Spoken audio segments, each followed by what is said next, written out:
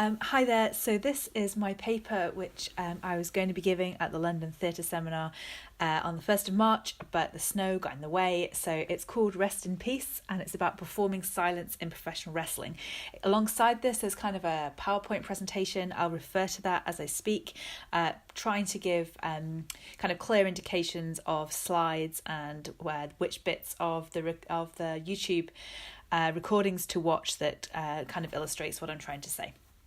I'll try and make that obvious as I go through by saying like slide 1, for example, as I'm starting with now.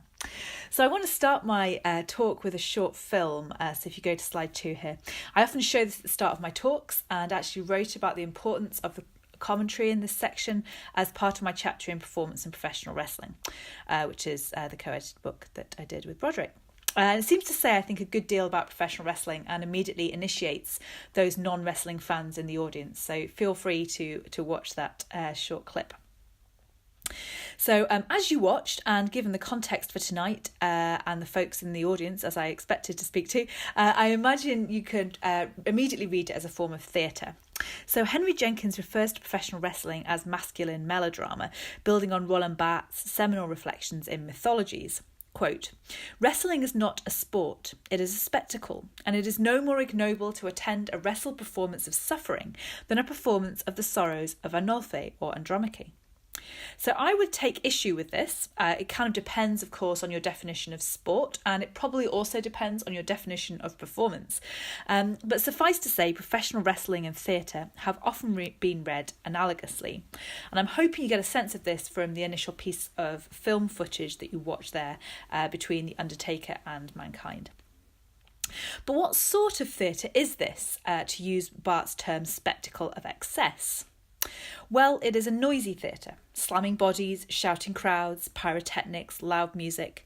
Many of these noises hail from the bodies of the wrestlers. The sound of a knife-edge chop to the chest is truly horrifying at close quarters. I suggested in my Performance in Professional Wrestling chapter that language is a key part of the noisy professional wrestling experience, particularly in the speeches of the wrestlers, or promos, and the commentary, which you heard to such magnificent effect in the clip that you watched just then. In the chapter, I began to read this language of the squared circle, that's just another word for wrestling ring, squared circle, through Judith Butler's performative understanding of language in her book Excitable Speech, which, quote, "presumes not only that language acts, but that it acts upon the addressee in an injurious way." So language is not just a method of describing violence, it actually is violent. Suffice to say, all this adds up to professional wrestling being very noisy indeed. But this initial argument got me thinking about the opposite of this noise, that is, silence. I'm aware, even as I say this, that these two concepts are kind of perhaps less diametrically opposed than one might think. It's a lot more nuanced than just understanding them as two poles in this oppositional relationship, like one side silence and one side noise, and I'm aware of that. But even so, given all I've said about noise, is silence even possible in the professional wrestling? Is it a hindrance to the performance or part of the spectacle? Does it have an intrinsic power? And who wields this power?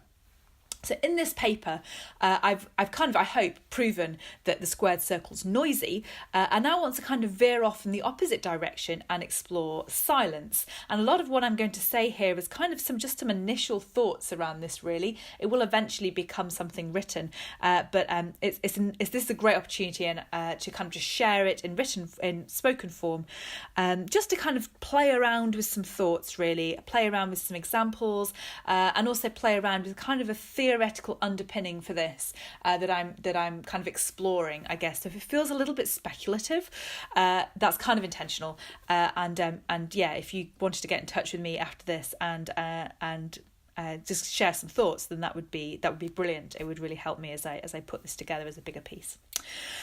So the most obvious example of the WWE, so the WWE is stands for World Wrestling Entertainment. It's currently the biggest promotion in the world by some margin. There are other wrestling companies, obviously, but none of them have the kind of financial or global clout of the WWE. So the most obvious example of the WWE harnessing the power of silence is in the character of the Undertaker, who you saw throw Mankind through the table in my opening film. During his WWE career, The Undertaker spoke very little. This absence of language is a key part of his dead man persona. He kind of calls himself the dead man. His words, such as they were usually brief and spoken with drawn-out menace. So his rest in peace, which is how he often says it. The signature statement is the obvious example here. So you go to slide 3. After his first match against Roman Reigns at last year's WrestleMania, Taker used his silent persona, honed over nearly 3 decades, as an act of defiance, silently walking up the ramp to cries of "Thank you, Taker" from the crowd, leaving his hat and coat in the centre of the ring. The next day, as the team dismantled the spectacular WrestleMania set, Taker's clothes still sat there as a silent monument to honour a lost hero, and you can see that visually on the slide there. But until recently, Taker has rather balked the trend of neon-clad garrulous superstars and their rock music entrances. Silence has traditionally appeared for just 2 reasons in the wrestling arena.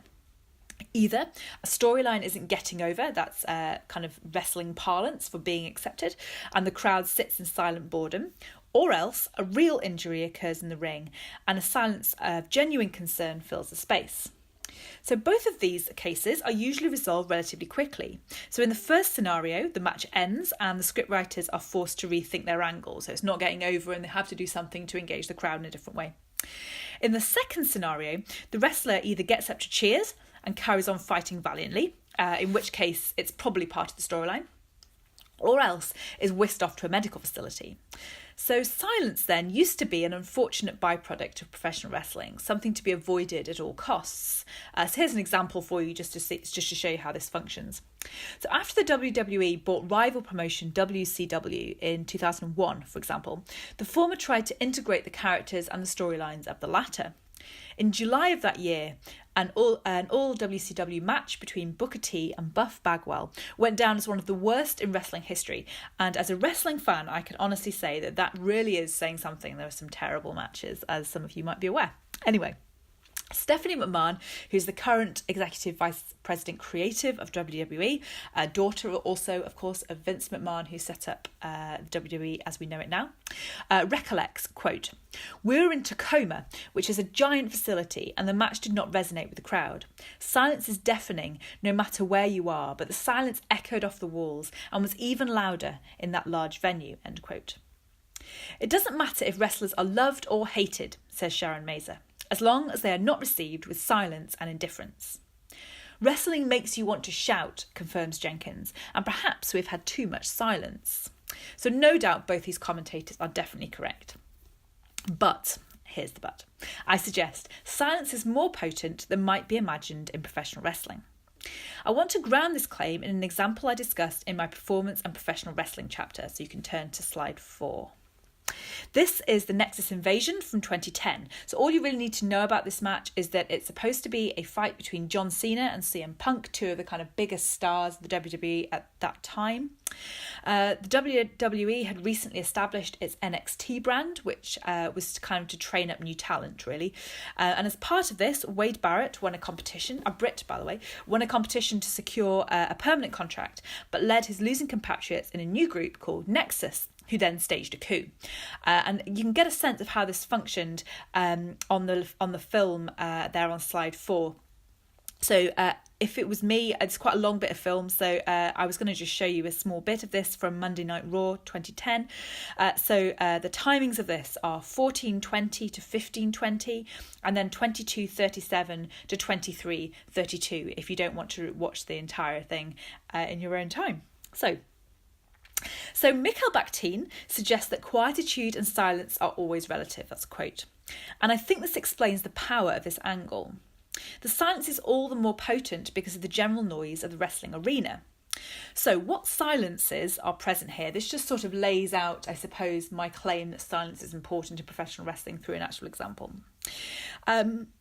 So Nexus attack the commentary team, so most unusually there isn't a final commentary point. Normally the commentators conclude the event and promotes next week's show. And this lack of narration makes everything feel really awkward and unmanaged and out of control.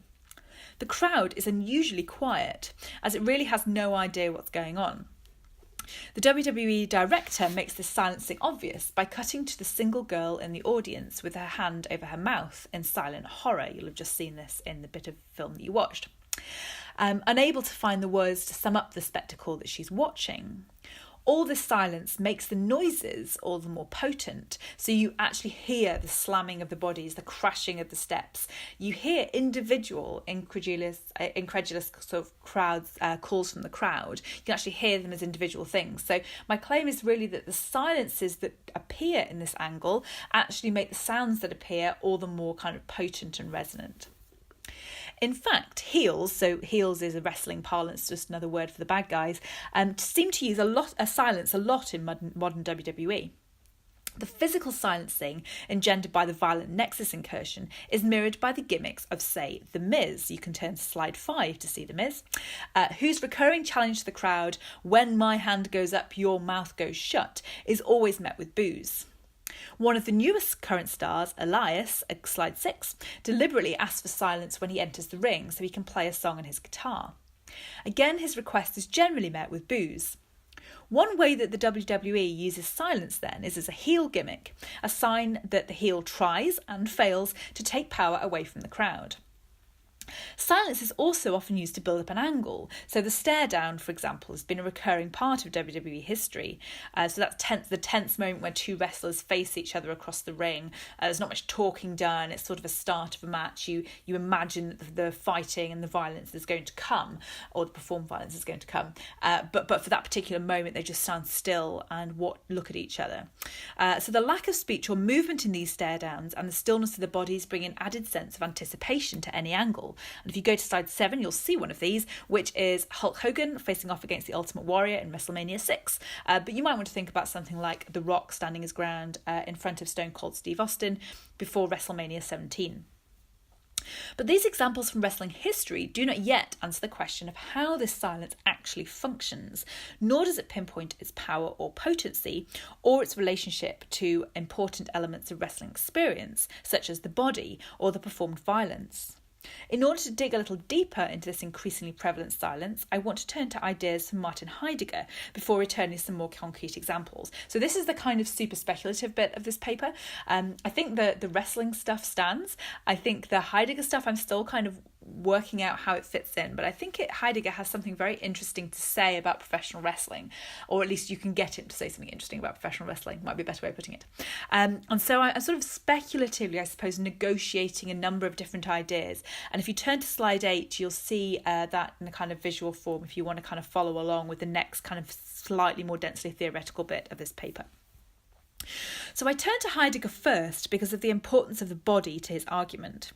As David Noel Smith acknowledges, Heidegger is primarily interested in verbal language as a whole, or in the Ganze, to use the German, in what he terms linguistic essence, quote, that is firmly grounded in the body. So given this focus on the body, he would appear to be a useful commentator for the world of wrestling, where language and meaning is contained in the body of the wrestler. So this is an important observation that Barth noted back in Mythologies long before the advent of the WWE. And Barth said, "The physique of the wrestlers therefore constitutes a basic sign, which, like a seed, contains the whole fight." So for Barth, the body is a really important sign, and a lot of what the wrestling means is sort of embodied, I suppose, in the body. And I think where Heidegger's useful here is that he also has this kind of deep focus on the body throughout his work as a kind of a site of meaning making. And I think for something like wrestling, this is absolutely vital because the bodies are so kind of key to our understanding of what's going on in the squared circle. It's so key to our understanding of storyline and of character and of my experience as an audience member and all sorts of other things. So I think that initial catalyst that is the body is a very useful way in that Heidegger provides for us. Okay, in his 1939 lecture series on the origins of language, Heidegger expands on his study of the body by exploring the importance of language. Indeed, it is this lecture series that contains his famous and rather perplexing comment, "Language speaks." I'm still mulling over quite what Heidegger means here. I find it very intriguing. Anyway. But this led me on a kind of series of questions from here that helped me to understand wrestling a bit better. But how does language speak for Heidegger? Well, he says, this is Heidegger's quote, "It speaks in the peal of stillness, speaks in the peal of stillness." So this phrase could also be translated as peal of silence in the German Gelaut der Stille. The German word Stille could be translated as silence or stillness. So from a pro wrestling perspective, this is interesting as it semantically integrates movement and speech, the body and language. In the original lectures, this peal of stillness, silence, was given further momentum, and I use that word intentionally, momentum with the addition of an upward arrow, as in peal, arrow, upwards, of stillness. You can see that example on the slide there, just to make that make more sense visually. The movement embedded in this moment, visually exemplified by the arrow, alongside the linguistic combination of silence and stillness denoted by Stille, provides us with terminology that is deeply physicalised and kinetic. So I think there's something interesting to be said here around the way that stillness and silence and around lack of movement, a lack of noise perhaps, kind of come together in that German word Stille. And I think that's kind of a really useful framing for what I'm trying to do with kind of my understanding of pro wrestling silence. But Heidegger suggests that I'll try that sentence again. But Heidegger suggests that it is language that is heard in the peal of stillness. Paradoxically, the silence is not heard, the noise is heard, which of course simultaneously sounds the silence. So Christopher Finks kind of helps us to understand this kind of deeply complex relationship a bit better. He says this: "We perceive only broken silence because we can hear speech. We hear silence only through the contrasts of speech." So you only hear silence when you hear speech, basically, is what he's trying to say. And when I say hear silence, that's kind of an odd thing to say, but I think you kind of know what I mean. In the noisy space of professional wrestling, the contrast between silence and sounding feels even more acute. The silence, as illustrated in my Nexus example, is particularly noisy in a space that is dominated by such an attack on the senses. This moment, when silence is sounded because of the sudden interruption of noise, is regarded in Heidegger's work as a threshold. Noel Smith describes it thus, quote, "Arising from out of the silence that is its source, drawn into presence, it has been torn from the withdrawing movement proper to it." End quote. Noel Smith's description of this process contains a certain violence that is actually present in Heidegger's original conception. Heidegger understands this moment as a point of pain. This is what Heidegger says: "Pain rends, it is the rift, but it does not tear apart into dispersive fragments. Pain indeed tears asunder, it separates, yet so that at the same time it draws everything to itself, gathers it to itself." End quote. Interestingly, this transitional moment where silence is sounded is regarded as painful. For a medium such as wrestling, so committed to the performance of pain, this is a fascinating perspective. So let me just try and bring together some of these thoughts that I'm having around Heidegger before I move back into wrestling and give you a couple of examples to finish with. So to bring all this together, and it might help to look at slide 8 again. Heidegger interests me because of his focus on the body. Secondly, his uniting of sound and movement. And then thirdly, the pain or the rift felt at the moment of peal, which is the moment when somewhat oxymoronically silence is actually sounded. And fourthly, the way that the German word Stille brings together the absence of noise and the absence of movement. So it's those four things that I'm kind of battling with or kind of moving around with at the moment. So let me get back to wrestling to focus on a couple of specific moments when these Heideggerian concepts can be read in pro wrestling silences. So here's the first. The night after The Undertaker's retirement, a new wrestler debuted on the WWE show SmackDown Live. If you turn to slide 9, you will see him. This is Japanese wrestler Shinsuke Nakamura, and he's had an illustrious career, but this was his first appearance on the WWE. And his debut plays with silence and sound in interesting ways. So if you go to the link there on slide 9, you'll see his debut. Just as a word of warning, there is some flashing lights there, so if that's not your thing, you might want to pass this bit. Okay, have a watch, see what you think. So this segment, I think, is just one of the greatest entrances of modern wrestling times. I think it's a beautiful thing, and if you're involved in like dance and stuff then or kind of physical theatre work, then I think that this will be kind of particularly resonant for you and perhaps give you a different sense of what wrestling is all about. I think it has a kind of artistic beauty to it that is quite surprising in the world of modern pro wrestling. So the segment begins with an unusual musical moment, a violin solo from classical musician Lee England Jr. Noel Smith, in his discussion of Heidegger's Peal of Stillness, uses the playing of the violin as his analogy. This is the quote from Noel Smith. As anyone acquainted with this sound, especially when it is generated by a 5-year-old, will know, the moment that is most violent on the ear is also the moment closest to stillness, as the bow almost scratches to a halt on the string, and so the vibrations cease. So Lee England Jr. is clearly far more proficient on the violin than a 5-year-old, but I think this reflection stands for this, actually. So when you hear England Jr.'s way of playing the violin there, I think he does play around with this idea of sort of screeching to a halt, actually.